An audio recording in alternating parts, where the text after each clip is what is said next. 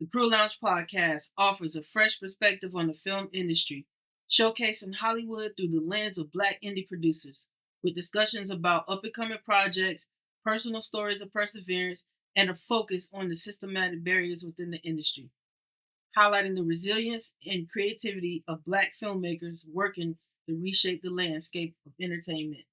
So pictures up, quiet on set.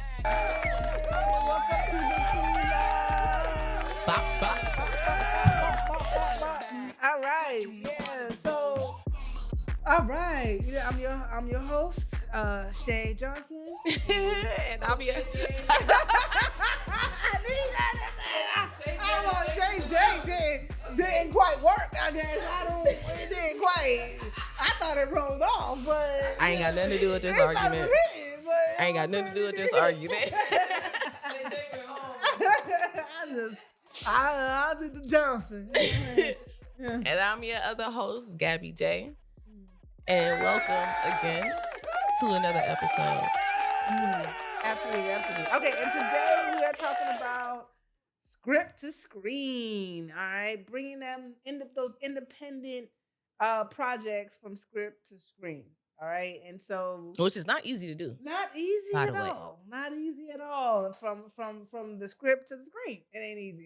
There's not period. A lot of easy parts in between that. Yeah. But it can be very rewarding. Very very rewarding. So let's talk about a lot of times. When we're starting things out and we're going from script to screen, a lot of times it's a passion project. It's not always a project that is like someone's gonna come pay you and say, hey, I need you to make a movie about this. A lot of times it's a story that we just really, really, really want to tell. And we may not always have the resources, but somehow the story got to get out. Like it's just in you. It's got to get out. You're very passionate about the story. So sometimes it manifests itself. If you can get it from script to screen, that is an overall rewarding manifestation of all of your hard work and all of the passion that you put into it. And with that, I just real quick to jump in. Are there any nuggets that you would like to, give to the people as far as what that process could possibly look like? Oh God. I know it's a lot, but it's a lot. It's a lot. I'm just asking because I know that a lot of the times we get caught up in trying to sell the script. We're so focused on selling it that you don't even see that as an option of like doing it yourself. But then like after production, it's like, well, how do you get it from just the script to production, not only production, but somewhere where all of our friends and family could watch it. So yeah, I mean, there's so much there. There's so much to cover. We'll be talking for 5 hours about this. Like more than 5 days. Facts. So many things. I'm just gonna talk about our last big passion project. Yeah, I don't know if it was the same for you, but definitely a Rose and Concrete. Oh, it definitely was my passion project. And that was, I would say, absolutely, it was the same for me. Yeah. So, sure. And so how it got to where it got to was definitely a labor of love. And there's so many different nuggets and things of that nature that's just kind of embedded in there because prior to that, we've all worked on different things. We've all worked in, whether it be music videos, shorts, commercials, live TV. What I'm saying? All of that. We've all worked in different various parts of the industry. So for us, because we have so many projects, we really got to put them into categories, okay, of what is something that could be picked up by a television studio or a major film studio or something of that nature, or what is something that we can do. And real quick to interject, you know what? I feel like we got to get this Patreon going because from these episodes, y'all are only going to hear so much. Right. Like we don't have that much time, but like the information that, Shay and Tay could like lay on y'all as far as actually getting distribution for your project, that is like for a lot of people, the hardest part, is like, okay, just like you said, a lot of people were saying, how would you make that? How are you going to make that? Like, it's not a good idea, to do that. And we made it anyway. And it could have been something, because post took, its time. Woo. It could have been something that y'all just let go. Right. And it was like, dang, they was right. We should never did it. Like nobody's seen it besides like the crew or the three of us, really, right. And to actually get it distributed, to a platform like Amazon Prime, like that. I mean, there's people need to pay for that to hear how you do that. Yeah. But I digress. I digress. Yeah, we're gonna give you the nuggets. But if you want more, you definitely got to check out the Patreon, and we can give you the whole kind of, a little bit more of a play-by-play of some of the things that we did to get it to where it needs to be. Or it is right now. But for us, it started as a passion project, and this actually, to make a long story kind of short, but not short, but kind of short.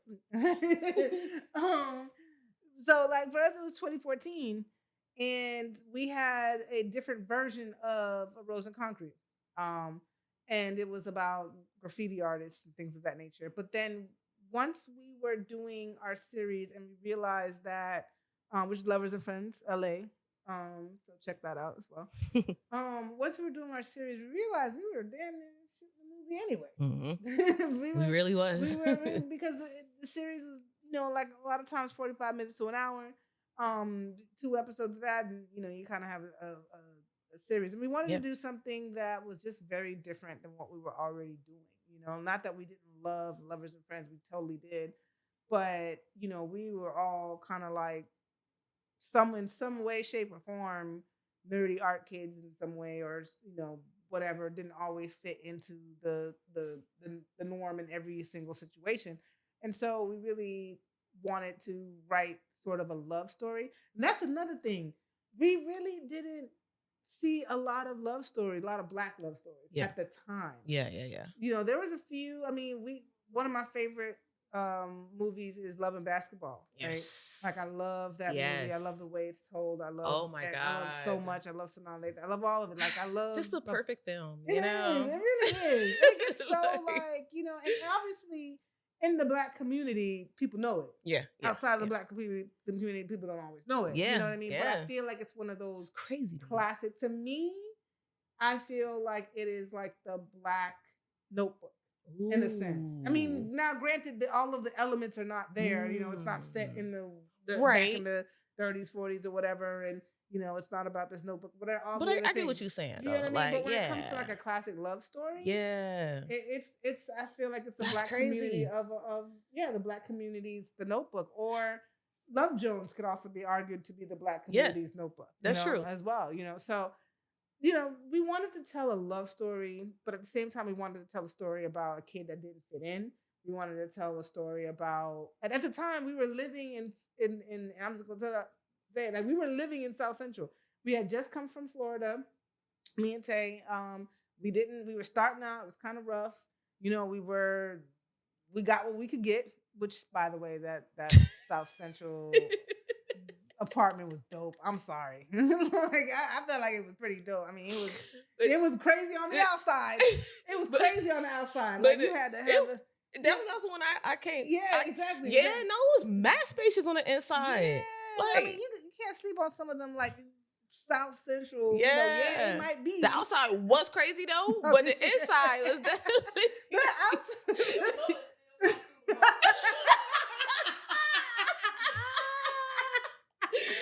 We was upstairs though, so we felt like we had our own little thing. I mean, there was a whole pool table when we came in there. Wow! It was a whole pool right in there, and we were like, because it was so much space in there, low key. It was so much space. I ain't gonna lie. I mean, it's always the cheap apartments that we like have the biggest Anyway, in the worst areas, like it's just a whole bunch of.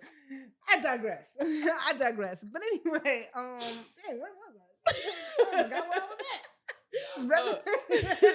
You was talking about y'all had just moved to South Central. Yeah. So we were ingrained in what was going on, like in what we were seeing in the community and all that. And we were like, we saw a lot of graffiti.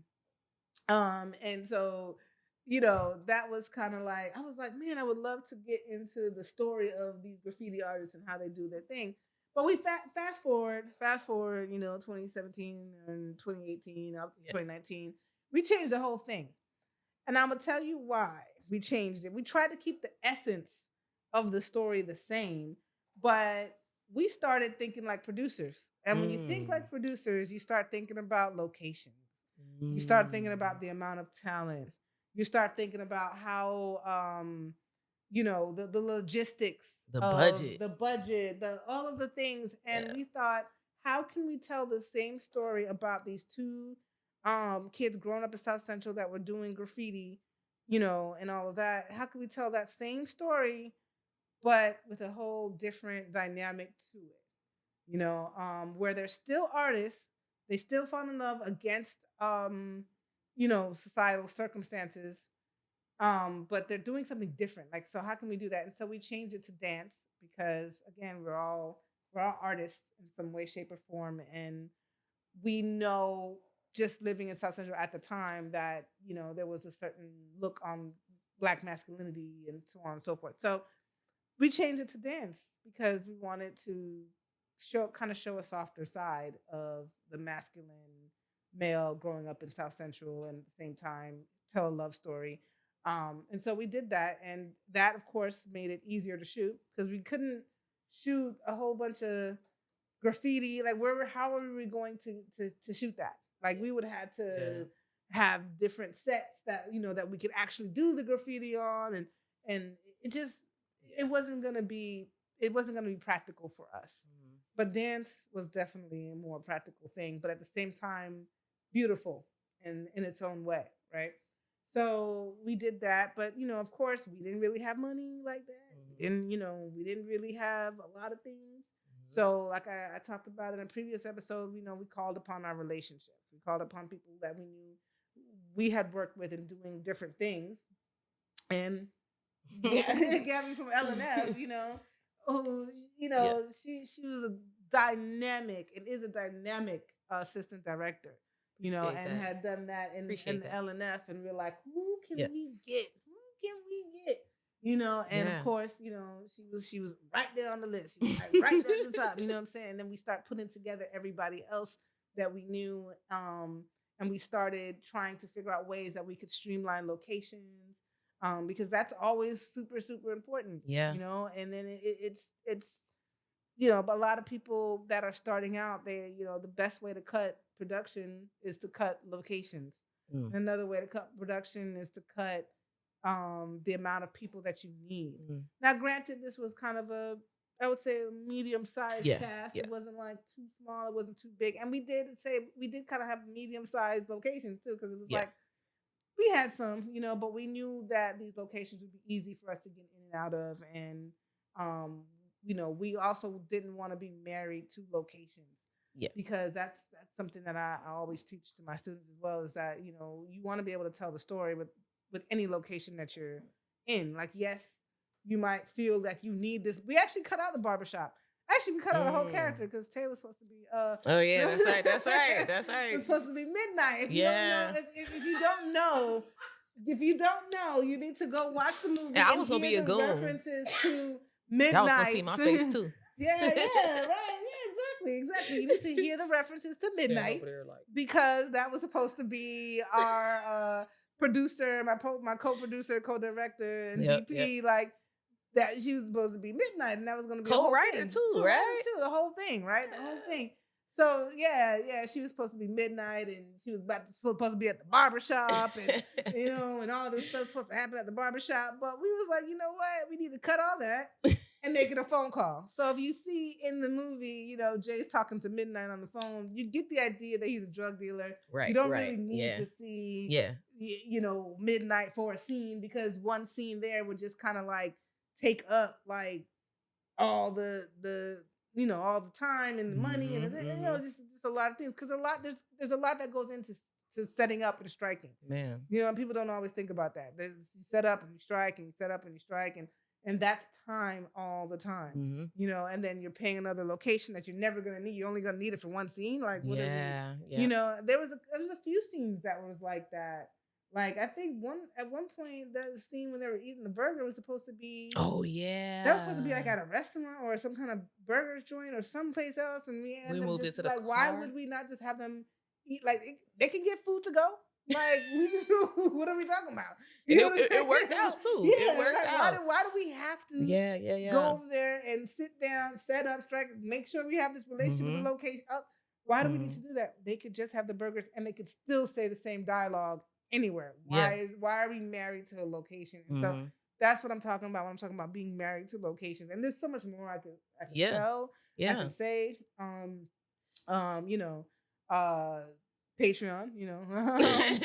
There's so much more details that I could give just in terms of how everything got made and everything. But it's you have to cut corners, but at the same time you want the story to be intact.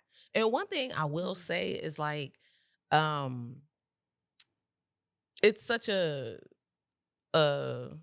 pleasure. I'll give y'all flowers right now. It's such a pleasure as an AD to work on set with you guys because the things that you just mentioned, like it takes a lot of experience in doing this to understand like to practice discernment when it comes to those things, to the budget, to locations, to talent, to crew, and trying to, you know, make your budget stretch as far as it can. And, you know, working on a lot of, I've worked on a lot of different projects where it wasn't easy as it was working on set with you guys to come to you and be like, you know, do we need this scene? You know, do we need this shot? Can we start cutting things and like, can we get this? Can we get these pages, but in a different way? Or can we combine this, or is it parts that we cut out so that we could get what we need, you know? And like talking to, you know, working on other sets and having those same conversations with different directors, and they're like, no, it's supposed to be like this, supposed to, you know. And it's like, but you know, we're in the same situation. We don't have time, we don't have money, you know, people are getting cranky, you know, and I as an AD want you to get what you need, you know. I'm not trying to cut stuff out that's gonna kill the script, you know, that's gonna kill the story. And I feel like you usually have, you know, the script so well, you know. I understand you wrote it, but it going from the script to the director's hat and having to direct talent and still remember like, oh yeah, this scene is this and they're wearing this, and you know, oh yeah, this person comes out from around the corner, and you know, we could cut that part out, we don't need that though. And now that I think about it, it's like, you know, like you and Tay move so quickly with making those decisions that it makes my job easier working on set with you guys compared to other sets where they either the director is not open to it, don't want to cut anything out, don't feel the need to because they don't understand time. They don't understand like the beats. Like I feel like on set, it's like it's a beat, you know, like it's a rhythm, shall I say, like, you know, and we all kind of needs to be moving together, like in unison in order to maximize everybody's time and talent. And if that rhythm is not there, it just makes it so difficult to get through the day. So I just want to give y'all flowers and I appreciate that. We totally appreciate that, man. Like for us, I don't know for me, but I feel like I'm speaking to you. Like for us, it was 3 letters that did that made that shit what it was and made us be like that in certain ways. Like I mean, there was other things too, but those 3 letters, and you already know what they are. L and F. L and F. Absolutely. L and F. Yeah. Because when you are out there and you're shooting, and a lot of times because of the what's the guerrilla style of filmmaking and indie and we don't have we wouldn't know a location till we got there. Yeah. And then we gotta size it up. Which is crazy. Yeah, we gotta size up the location and be like, oh my God, okay, so they're gonna walk in here and they're gonna do this, and you know, and because a lot of times people are not taught in that way. I feel like for us, LNF was a teaching ground for ourselves because we learned how to make decisions so quick because we knew we only had a certain amount of time in so and so's house. You know what I'm saying? A certain amount of time with so and so. Real talk. Because they gotta go, you know, pick up whoever and their mama coming to get whatever it is. You know what I'm saying? Yeah. Right. Hell no. You know what I'm saying? And it's like we knew how to shoot we learned how to shoot so fast and so crazy, and and we learned how to get what we wanted, and even in LNF, it didn't always turn out, especially in the beginning, the way we wanted it to turn out. Yeah. But the more we did it, the better we got at being able to make sure we are getting the real meat and potatoes of what we need to get without all the frills. Who cares about it? Whatever. We need you to get this shot. We knew we because we've worked with other people that, could spend a million hours on a 2-minute scene. Literally. You know what I'm saying? I mean, legit. Yeah, legit. And it's not like we want to put out garbage. We don't. It's just that we've gotten so good at putting things out fast that now we know how to put out really good things in a fast way as well. Yeah. You know what I mean? So, that was a really good training ground. And I want to say too, I don't remember for like a Rose and Concrete. I don't remember whose idea it was, because that was such a good example of what you said. Whose idea it was? I think it might have been mine, but I won't take the whole credit. But when we had that scene where they were supposed to be like the scene where Jay beats up. Well, I don't want to give too much stories, but has that fight. You know what I'm saying? Yeah. And they're already talking, and they're supposed to be talking in the bedroom. The two main characters supposed to be talking in the bedroom. They're supposed to go to the living room. They're supposed to go to the kitchen. Yeah. And in that day, we just decided, all right, no. Why do we need for them to talk in the bedroom again? You know what I'm saying? Why do we need to go to the living room? For what reason? Yeah. Like, what's the reason for that? And we know eventually they're going to end up in the kitchen. Yep. All three of them. So let's just cut out all these scenes and put them in the kitchen. Yeah. Yeah. You know what I'm saying? Yeah. And that was like, and being able to have that mindset of, we're not married to, oh my gosh, it has got to be in the living room because we need to show this picture in the background. Yeah. Like for no reason other than some aesthetic. Yep. We, and it's not to say that we don't want good aesthetics, but we really, really, really, at the time we were really pressed for time. Yeah. And something got to give. Because in LA and in Hollywood, and it really, when people say, when we say time is money, it really is money. I mean, legit. Like for any production that's really going on, time is money. Yeah. Because you're paying somebody something at some hourly or daily rate. And if it goes over, there's another hourly or daily rate to contend with. Yes. So, and at the time, I think we had kids on set. I think, yes. I don't know if they were in that. Not for that one. Not that day. Yeah. But still, we knew even then we had to do certain things. We knew we had to shoot fast and all that. So there's more again on Patreon. But eventually, definitely more, because there's a whole lot more about getting the post production of that and getting that to where it is on Amazon and all of that now. So there's a lot that goes into that, but we'll save some for another day. Yeah. But, the nuggets, man. Yeah. But I will say though, it's really important to be able to bring Black stories to the screen. It really, really is. And that was one of the biggest pushes that we had in making Rose and Concrete, because we just were lacking, especially at that particular time. Now, granted, Rose and Concrete came out in 2024, but it was conceptualized in 2014, and then reconceptualized again in 2019 for film, for actual film content. So at the time, we weren't seeing a lot of Black love stories. Yeah. Unfortunately, we just weren't. There wasn't a lot of Jason's lyrics. It wasn't a lot of Love Jones out there. It wasn't a lot of Love and Basketballs. It wasn't a lot of all those other stuff kind of happening. We did have the movie with Issa Rae, the photograph that came out close to around that time. Yeah. But and that was good, and I gave it its flowers. Yeah. We weren't having those. We were having a lot of comedies sometimes, but not that heartfelt, emotional type of story. Yeah. I agree with that. So what are we watching? What are we watching?